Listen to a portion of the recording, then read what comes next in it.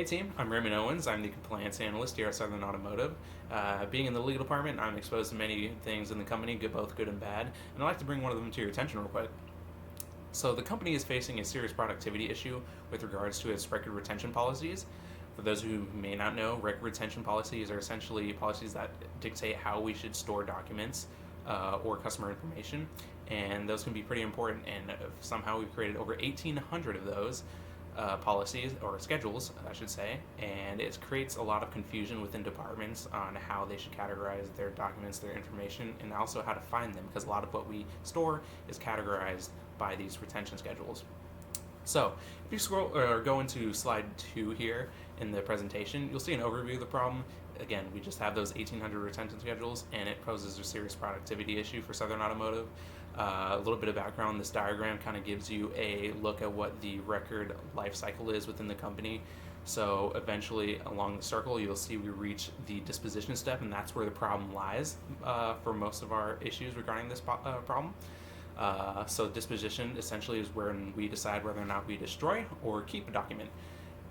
So that's a lot of the times where we run into issues where we maybe are destroying documents that we shouldn't destroy or keeping documents that we shouldn't keep, and that gives a serious risk to the company. So we go to slide 3 here. Some of the symptoms that we see of this problem in everyday work would be a decrease in productivity due to the fact that we have poor organization of our files, so that can make it very hard to locate them.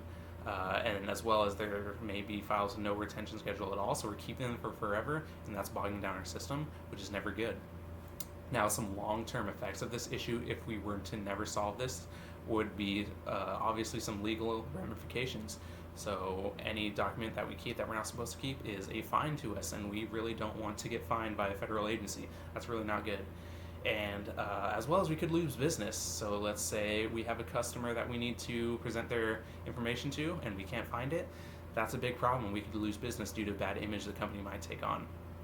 Now, if you see in this diagram to the right, you'll see TN Americas. That's another company that has experienced a similar problem to us, and they ran a survey of how it affects them, and it's kind of similar to us. So we have our workflow as kind of the biggest issue that comes up in regards to a record retention policy problem, and that's one thing we're experiencing here. So it goes to show that we're not the only company that experiences a problem like this. It's a fairly common problem that has a few solutions to it.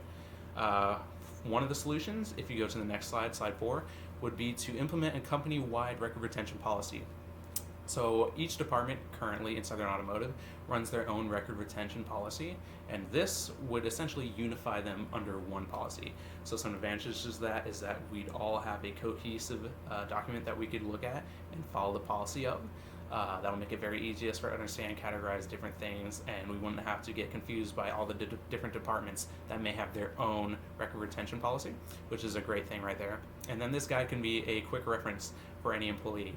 You can pull up the guide, it's very easy to understand, it's the same across all departments, so it's very easy to use as a quick reference. Now, some disadvantages of this solution would be that it would take time to implement. So we currently have those over 1,800 retention schedules, which that's going to be a recurring theme here. Having that many is a problem, and we want to condense those. So we have to figure out what retention schedules within those 1,800 would fall into, say, maybe 5 different retention schedules. Now we can sort them into just 5.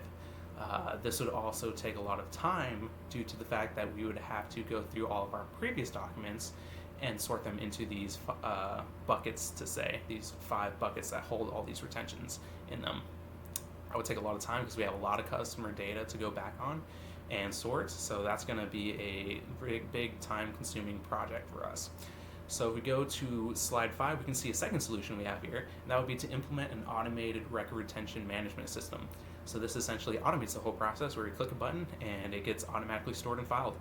So an advantage to that would be that it's very hands-off. We don't really have to do much but click that button, and then it's stored and retained for us for however long it needs to be. It's also very easy to train employees on. It's very simple to understand, and you don't need a huge compliance training in order to use this system.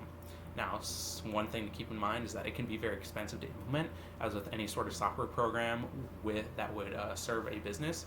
So that's one thing to take note of, as well as the fact that we have to go through a third-party vendor, in order to implement this. So anytime there's a third-party vendor, that adds another risk to the company, and that's one thing we really have to keep in mind. Because one of the things we're trying to avoid here is having risk when it comes to having so many retention policies. Having another vendor would be a different risk that we had to weigh the pros and cons of. Now, if we go to slide 6, we can see how the problem has compounded over a few years. In 2010, we had about 1,200 record retention policies, or schedules, I should say.